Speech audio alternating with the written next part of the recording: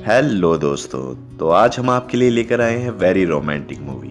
ये कहानी एक लड़की की है जिसका नाम है मेलिसा पी, जिसके अंदर बहुत ही तेज़ी से हार्मोनल चेंजेस हो रहे हैं और जिसकी उम्र महज 15 साल की है। मेलिसा एक शर्मीली लड़की है जो अपनी माँ डारिया और दादी एलिब्रा के साथ रहती है और उसकी दादी एक चेन स्मोकर है और उसके डैड ओवरसीज में एक तेल के विक पर काम करते हैं। मेलिसा अपने शरीर में आए हुए बदलावों को महसूस कर रही है और जब वो अपने रूम में आनंद ले रही होती है, उसकी मॉम अचानक उसके रूम में आ जाती है और सारा काम तमाम हो जाता है। मेलिसा का अपनी दादी के साथ पक्का वाला याराना होता है, लेकिन उसकी अपनी मॉम से नहीं पटती। और गर्मियों की दोपहर में मेलिसा और उसकी सबसे अच्छी दोस्त मैनुएला स्कूल के एक अमीर और अट्रैक्टिव लड़के डैनियल के घर पर एक पूल पार्टी में शामिल होने को आती है, जिस पर मेलिसा को क्रश है। लेकिन मेलिसा थोड़ी नर्वस है और कहती है अगर डैनियल ने उसे किस किया और उसे पता चल गया कि ये मेरा फर्स्ट टाइम है तो मेरी काफ़ी इंसल्ट हो जाएगी। लेकिन मैनुएला उसे हिम्मत देती है, लेकिन डैनियल अर्नाल्डो और उसकी गर्लफ्रेंड के साथ मज़े कर रहा होता है। अर्नाल्डो उसका दोस्त है और फिर वो मेलिसा के पास आता है। पता है कि मेलिसा को उस पर क्रश है, लेकिन वो उसे भाव नहीं देता। मेलिसा अपने कपड़े उतार कर बिगनी में पूल पर आ जाती है ताकि डैनियल को अट्रैक्ट कर सके और डैनियल उसके पैरों को खींचकर पानी में गिरा देता है। मेलिसा को स्विमिंग नहीं आती। ये डैनियल उसको किनारे पर लाने में हेल्प करता है। वो मेलिसा को एक खूबसूरत जगह दिखाने की बात करता है और डैनियल मेलिसा को एक सुनसान जगह पर ले जाता है। कुछ देर बात करते हैं और कहता है मेलिसा तुम एक बच्ची लगती हो, और उससे उसकी एज पूछता है और मेलिसा कहती है 50.5। डैनियल मेलिसा से पूछता है क्या तुम मुझे किस करना चाहती हो। मेलिसा शांत हो जाती है और उसे किस करने के लिए आगे बढ़ती है, लेकिन डैनियल उसे लिप्स पर नहीं बल्कि उसकी प्रोटेक्टिव पार्ट पर किस करने को कहता है। ये सुनकर मेलिसा शॉक्ड हो जाती है, पर वो अपने क्रश को कैसे मना कर सकती है, इसलिए वो उसे देने लगती है, पर वो ठीक से नहीं कर पाते। लेकिन डैनियल का काम हो जाता है और वहाँ से उसे वो ये कहकर चला जाता है कि क्या पता मुझे अगली बार मेलिसा के लिप्स पर किस करने का मौका भी मिल जाए। इस बेइज्जती के बाद से डैनियल का कोई अता पता नहीं होता।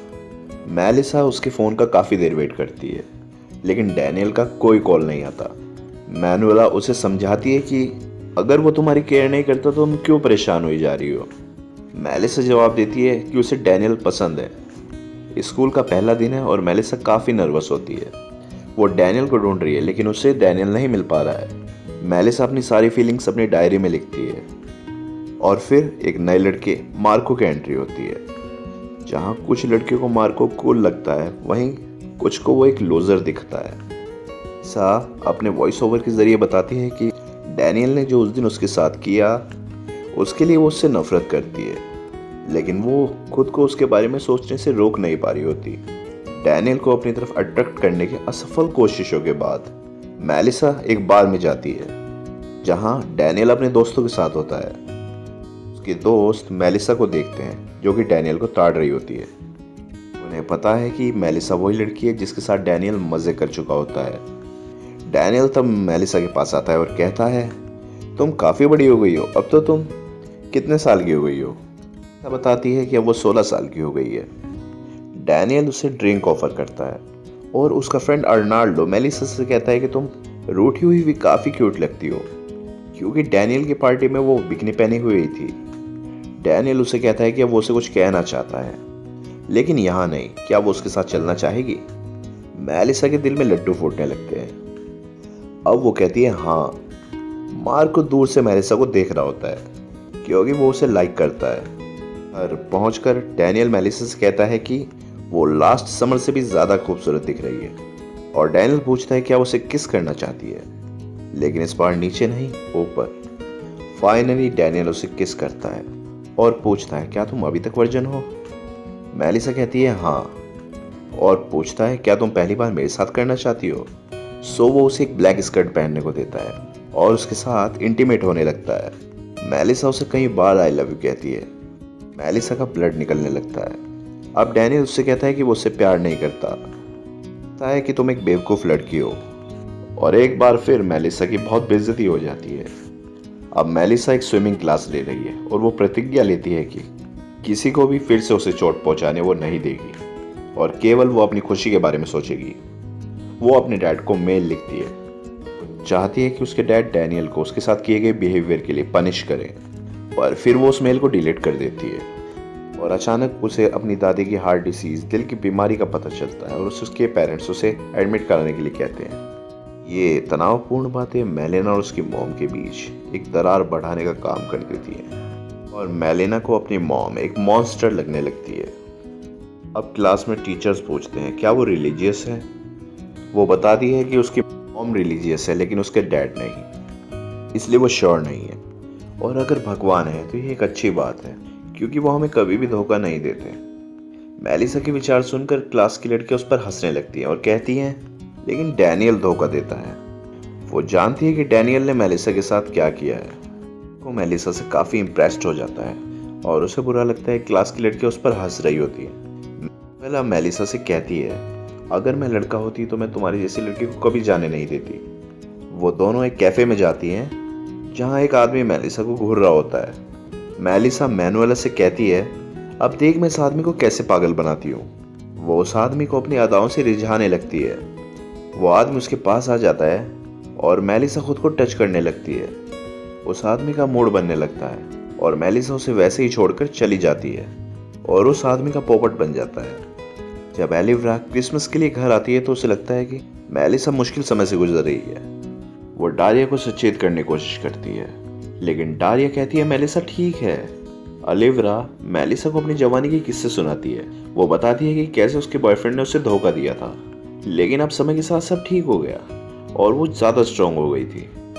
एक दिन मेलिसा को डैनियल से एक फ़ोन कॉल आता है और वो कहता है कि मैं तुम्हें मिस कर रहा हूँ और उसे अपने घर पर आने के लिए कहता है। वहाँ डैनियल उसके साथ हैंकी पैंकी होने लगता है और फिर वो उसकी आंखें बंद करता है और पीछे से उसका दोस्त अर्नाल्डो मेलिसा को किस करने लगता है। मेलिसा जब आंखें खोलती है तो सामने अर्नाल्डो को देखकर शॉक्ड हो जाती है और वहाँ से जाने लगती है। डैनियल उससे कहता है कि 3 नंबर अच्छा होता है लेकिन मेलिसा नहीं सुनती।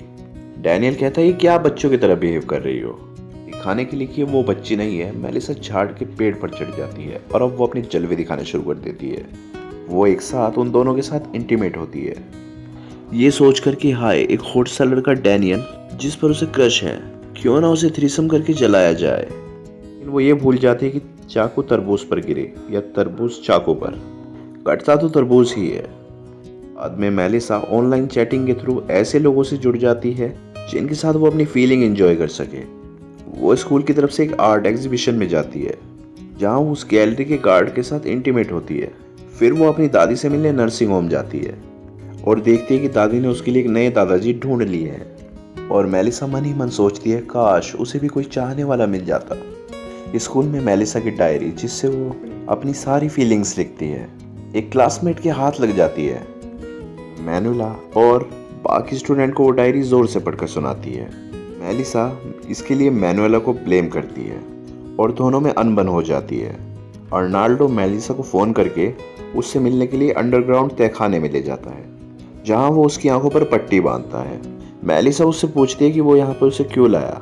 अर्नाल्डो उसे कहता है क्योंकि तुम एक छिछोरी लड़की हो। वहाँ मौजूद 4 और लड़के मेलिसा की टंग का यूज़ अपने आप को हल्का करने के लिए करते हैं। जब डारिया घर आती है तो उसे पता चलता है कि मेलिसा घर पर नहीं है। मेलिसा के कमरे में जाती है और उसकी डायरी को पढ़कर हैरान रह जाती है। वो मेलिसा को कॉल करने की कोशिश करती है और फिर एलिव्रा को देखने के लिए नर्सिंग होम जाती है, लेकिन जब उसे पता चल जाता है कि एलिव्रा मर चुकी है।